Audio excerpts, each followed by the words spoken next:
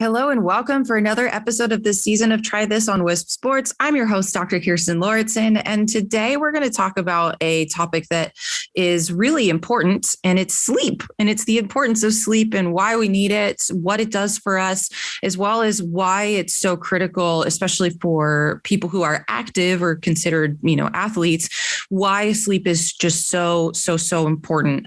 So if you aren't getting good sleep, or if you'd like to think about ways that you can improve your sleep, if you're not sure if you're really getting good quality sleep or not, we're going to talk about all of that today. So there's a lot of different ways that you can actually track your sleep. One is you can use the Oura ring, which is a tracking. It's a ring that you wear that gives you a bunch of data as far as like your sleep, your heart rate variability, your resting heart rate. Are you, it's tracking your nervous system to see if you are recovered well.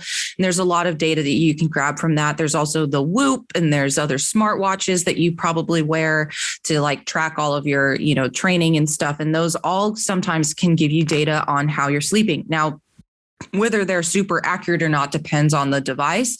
And it, is worth, one of the things that actually is really helpful is if even if you aren't necessarily noticing any improvements on like what the data is telling you, if you track your sleep by like how you're waking up and feeling in the morning, and if you feel like you feel better after trying some of like the things that we're going to talk about in a little bit, then, it might just be that you don't have to rely entirely on the app, right? Data only goes so far. If you wake up feeling with more quality sleep and like you feel like you're rested, that's a good place to be. So let's chat about like if you do actually have that data, like light sleep, REM sleep, slow wave sleep, longer REM sleep. If you have that data that shows you those ups and downs and where you are in your sleep cycle, then we'll talk about what all of that means. So REM sleep is basically when you dream. It's for memory consolidation. It's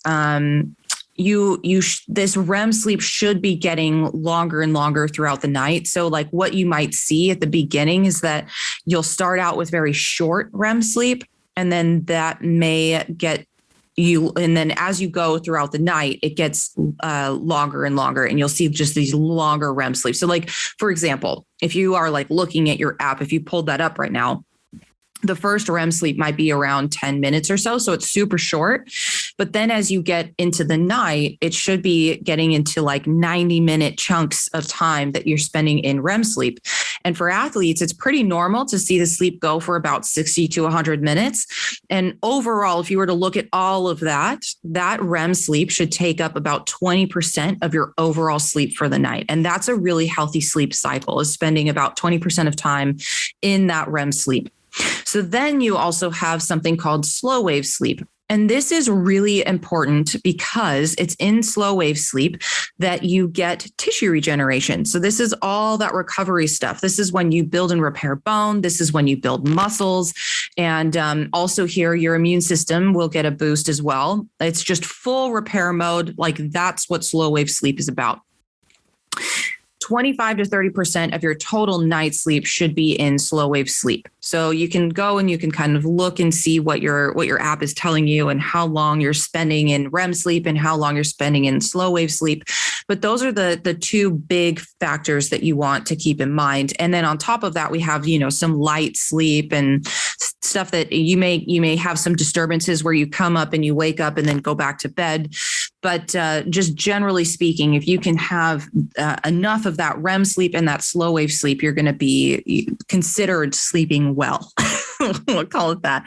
But let's say maybe you have difficulties falling asleep or you have difficulty staying asleep. One mistake that people will make is that they take melatonin for sleep. And I know I'm about to get people go, huh? Because I know a lot of people take melatonin to help them sleep. So one of the things that I talk about, in some of my other platforms is that hormones affect our sleep, because your sleep can get worse during certain phases of the menstrual cycle. And for, our peri and postmenopausal women out there, it's because most of this is because estrogen flatlines, and that affects your ability to create serotonin. And then that can lead to ultimately a lower production in melatonin. So it's really common, especially for our women out there and our female athletes, to experience issues with their sleep, partially because of how your hormones are going in and changing throughout the month, but then also changing throughout your life. And serotonin is one of the pieces that drives that melatonin production. So, but here's where people make a mistake, is that they take melatonin because just about everyone, like, right, you hear, oh, you don't sleep well, have you tried melatonin? And it's it's highly recommended. But what people don't know is that taking melatonin in tablet form, it just doesn't work the same as when your body produces it naturally. And the thing about this is, you might hear this as well. Like, some people will take melatonin and they'll feel like it helps and they really like it and it's a good fit for them, which, remember, as a theme of this entire podcast as a whole, it's all about what works well for you specifically. So if you're like, the melatonin works, don't mess with my thing, right? Keep it up. Don't worry about it. But if you have tried taking melatonin and you've noticed that it makes you feel groggy or hungover the next day, amongst many other symptoms, you've probably either continued taking it because it works for you, or you've stopped taking it because it doesn't make you feel very good. So, and part of that grogginess is because melatonin doesn't necessarily, that exogenous melatonin, so that in pill form, that it's not the same as when your body actually produces it naturally for itself. So one of the things you want to think about, especially with sleep, is that if you've ever looked and just taken some time to kind of think about the way that, nature tends to run, everything is on cycles, right? Nature is on its cycle. The seasons are on their cycle. We go through each season every single year. Our time is on a cycle. And one of the things that our body does is it also is on a cycle. In the context of every single day, when you wake up in the morning, you have something called cortisol, so that your stress hormone actually goes up in order to help you be able to wake up in the morning. It's designed to do that. It's supposed to be there. This is also why sometimes when people wake up in the morning and they just feel so awful because their cortisol levels are so low, they just have a very, very, very, very, very hard time getting out of bed. Part of that is because of how cortisol functions in the body, if you're on that spectrum of very, very, very low cortisol. But then as you get towards end, also, please keep in mind here too, when you look outside and you see the sun rise, or, as the morning starts to light up, that's all playing a role in how those hormones function, right? So then as you go throughout the day, cortisol will drop. And as cortisol drops, and especially as we get, and then you start seeing the sun start to go down, all of those play a role in then stimulating melatonin to kick in. And melatonin then, when it gets to a high enough level, is what helps you fall asleep.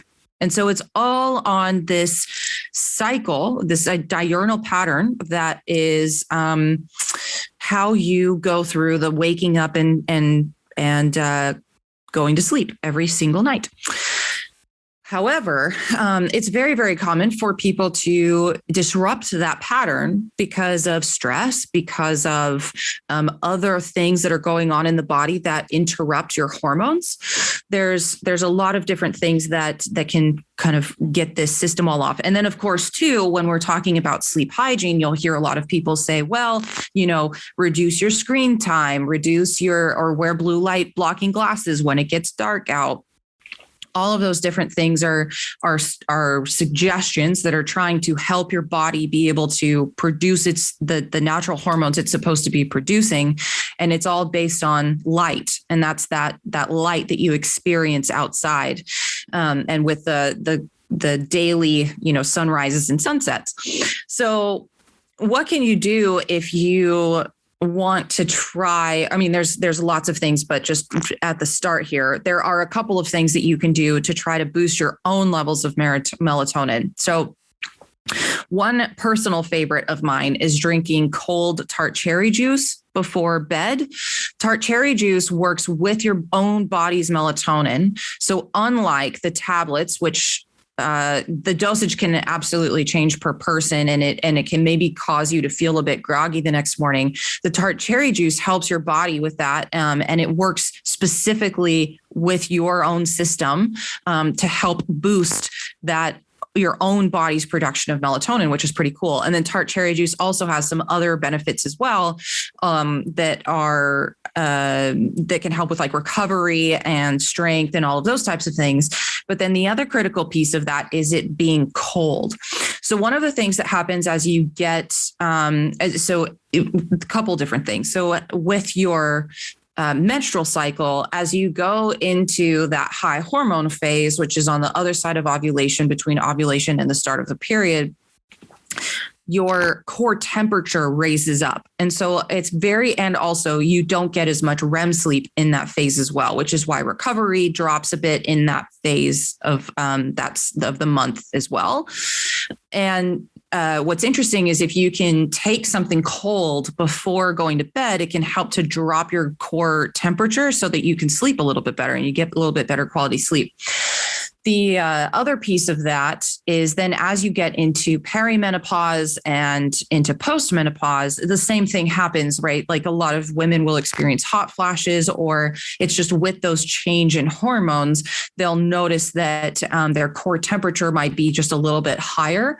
And so one of the things you can do with that is just try to open up the windows and make it as cold in the room as possible. The other thing you can do too is actually drink something cold before going to bed, which lowers your core temperature, which can help with getting you through the night with less hot flashes, or at least just help you to be able to get to sleep. The other thing you can try as well, and this is something that I'm going to preemptively say, don't take this unless you talk with your doctor first, just because it is something that can interact with serotonin. And if you take any sort of antidepressant, anti-anxiety med, or anything that has anything to do with your hormones or neurotransmitters in your brain, you want to talk to your doctor first about before introducing any of this. But there's a supplement called 5-HTP. And it is a precursor to serotonin. So like in your body goes through, actually, here's a good one. So tryptophan, you know how on turkey night dinners, Thanksgiving dinners, or if you eat turkey, it can be very high in tryptophan. And so a lot of people will notice that they feel a little bit like tired after, big Thanksgiving meals or, things like that, or after they eat turkey. Well, tryptophan gets turned into eventually down the line in the body. It gets eventually turned into something called 5-HTP, which then the body then turns into serotonin. And 5-HTP, because it's that precursor to serotonin, can help the conversion of serotonin into melatonin. Do you see kind of how that path works there? So there's a few different things that, if we're trying to interact with, like, does the body have enough of the things that come before the ultimate? We want melatonin, but if there's something wrong in that pathway that's not allowing for us to get that melatonin produced, then, is it possible that the body's just missing something in that line that if we just insert in, a little bit of that extra precursor, then the body can then do the conversion and it'll do it, all on its own. So those are like a couple of things just right off the bat that you can try if you're wondering if there's, maybe an issue with that. But also there's I would also recommend just talking to your doctor before at least doing the 5-HTP one. The tart cherry juice, anybody can try, and see if it helps. The other thing to do too is just to remember, as I kind of mentioned at the beginning, is as you start to do these things, like put a piece of paper by your bed and just like write the date or, whatever. And just a quick jot of like, okay, I woke up. How do I feel? Do I feel refreshed? Do I feel ready to go? Do I have energy? Am I dragging? Am I, feeling like I could just go back to sleep for another, 5 hours? You can write, whatever that is next to your bedside table and just record that and see if you feel better. You don't necessarily have to have a sleep app or any of this complicated data stuff. You can just put a piece of paper by your bed and just look at that. Another thing as well that can be really helpful is some other sleep hygiene things like being careful of not eating before bed, especially, within a couple of hours. The thing that's really interesting about that is that when you eat before bed, you are activating your digestive system. And so one of the things that can happen if you eat super late into the night, when that digestive system starts to kick in, it can interrupt and take away from your quality of sleep. The other thing as well, and so usually you'll hear like, well, try to stop eating a couple hours before bedtime. For some athletes, though, and I will make this caveat, for some athletes, though, you're hungry, but before you even go to bed. So if that's the case, it would be better to eat a small snack, maybe do something that's high in protein so that you can try to get more protein in to help with that recovery process. And it'll also keep you a little bit more full for longer throughout the night. So that's a good option, is to just try to make choices that go towards the high protein towards the end of the evening, and not make it a huge snack, but at least you're not going to bed hungry, and you won't necessarily wake up hungry in the middle of the night as well. The other thing to do here too is just be aware of when you're taking in anything with caffeine in it, because especially after 12 o'clock in the afternoon, remember that cortisol and melatonin curve that I was talking about at the beginning. So if you drink cortisol after, 10, 11, 12 o'clock ish, depending on when you wake up and then when you go to bed. But after that middle of the day, if you are consuming coffee, maybe to give you that extra bump in the middle of the afternoon, because you're just kind of getting that drag, that fatigue that's setting in, that 12 o'clock piece with that caffeine, you're basically raising up cortisol. So I want you to consider a spike in cortisol in the middle of the afternoon. And then what is that going to do? It's going to throw off your body's natural timing as far as it goes with melatonin. So those are some things like just to keep in mind, as well as drinking alcohol. Now, I know that this is also one that is a very common thing to do, but drinking alcohol activates your liver, and it can actually wake you up in the middle of the night. There's also some other things as well, and this correlates to that piece with drinking alcohol in the liver. There's some people that will wake up at the same time every night. So let's say 2 to 3 a.m. Well, what some of Chinese medicine and some Eastern medicine patterns, if you talk to some acupuncturists about this, there are different correlations of time throughout the night that go with different organ systems, which is really, really neat, because one of the things that you can do is, if you are aware that you are waking up actually wide awake, between certain times of the morning, it could be associated with your lungs. It could be associated with your liver. It could be associated with, many different systems. And sometimes just balancing out those energies through acupuncture, Chinese medicine, or some other methods can help to clear that out, support your organ system through whatever they're dealing with. And then you sleep through the night. It's really, really cool. There's a lot of different things that can really affect sleep.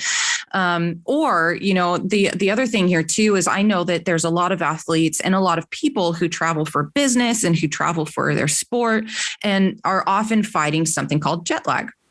And it's interesting because all of the things that we just talked about, so that eating before bed, that drinking caffeine, drinking alcohol, as well as traveling for sport and fighting jet lag, they can all have a negative effect on, guess what? Slow wave sleep. What we talked about, the one that's really, really, really important for tissue repair. So all of those things don't just affect how you sleep. So you might wake up tired. You might wake up feeling like you could sleep for a few more hours. But they also actually have an effect on the quality of sleep at night as well. And that is really important, especially when one of the things that is of major importance, especially for people who are training for something, is being able to recover and repair so that you're ready to go and do your training the next day. Pretty cool, huh? So we're going to be right back after this short break, and we're going to dive into what happens with jet lag.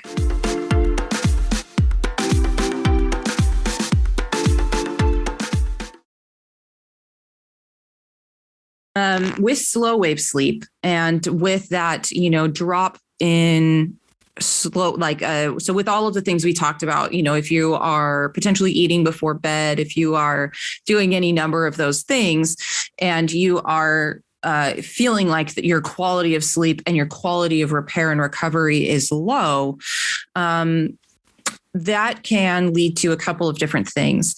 So what can happen is, especially if we're looking at the nervous system, if you spend a lot of time in the part of your nervous system that's in what we call sympathetic mode, there's two kind of different types of this part of the nervous system, and you will hear it called sympathetic or parasympathetic mode. And the sympathetic mode is where you see a lot of that survival versus the parasympathetic mode, which is like your rest, digest, creativity piece. These two are really, really interesting. And you'll see, so like, I want you to picture a lot of people that have, stressful jobs, also have families and probably some high stress there as well. And they seem to just kind of be like running around, just kind of stressed out of their mind. I think everybody can sort of picture that. The other piece too is like, if you have something that's like on your mind and you're not, dealing with it and getting it dealt, it's just constantly there and you're not, you're just kind of avoiding it. That can also be a stressor that can kind of keep that sympathetic system, that nervous system in hyperdrive. And this really is that like fight or flight. This is that time when cortisol is high and you're trying to survive. Okay. The one and only thing that you need to figure out is how you're going to survive in that time. Versus in the parasympathetic mode, this is where we have that rest, we have digestion, we have creativity. There's a lot more opportunities for solutions. And there's a lot of things that come out of that place that are really important. And we don't spend a whole lot of time usually in that place. But this is also where if your body is in that rest and digest state before going to bed, you prioritize tissue repair. Isn't that super interesting? So, it's very common for people to say like, oh, I've heard I need to meditate. Oh, I've heard I need to, do these things. But the key here is just to remember that even if you don't necessarily feel like you get a whole lot of benefit out of meditation or deep breathing, doing that before bed can help to get your system into that place of just like, okay, I can rest, I can digest, I can be creative, I can do, all of those things. And it's also potentially going to help you with that repair and recovery for your sport and for doing all of your training the next day. The other thing that is another area where we also see really big improvements in sleep is by helping the body be able to spend more time into that, creativity, resting, digesting, and less stress and survival mode. So those are, and also too, like, let's say you do all of those things and you're like, yeah, I still don't feel like I see a whole lot of benefit. The other thing that gets you into that parasympathetic mode and also dealing with like all of those hormones and things like that is we also have to remember too, that, gut health, overall nutrition, stress management, all of those things play a role in your overall hormone balance, as well as, quality of sleep and things like that. And it's often why when I work with people that we don't even touch sleep directly, but sleep tends to improve just because we're working on some of those other pieces that can help the body be able to take some stress off and sleep better. It's another reason why, under eating and putting stress on your system that way is just another added stressor, another added layer that can actually prevent you from repairing and recovering. And it's just interesting.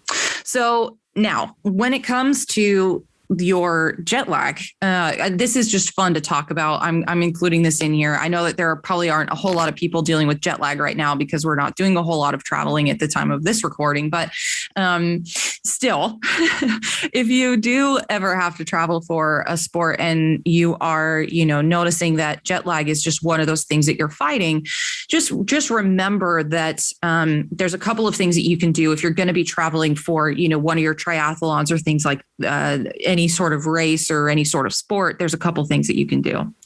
One really important thing, let's see. So there's traveling east and there's also traveling west.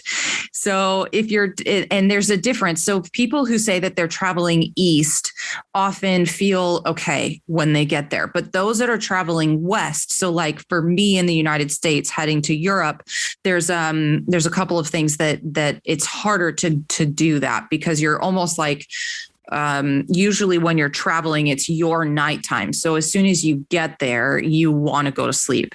One of the most critical things you can do is to try to wait to go to bed until the next evening. Even if you're traveling east, it's the same thing both ways.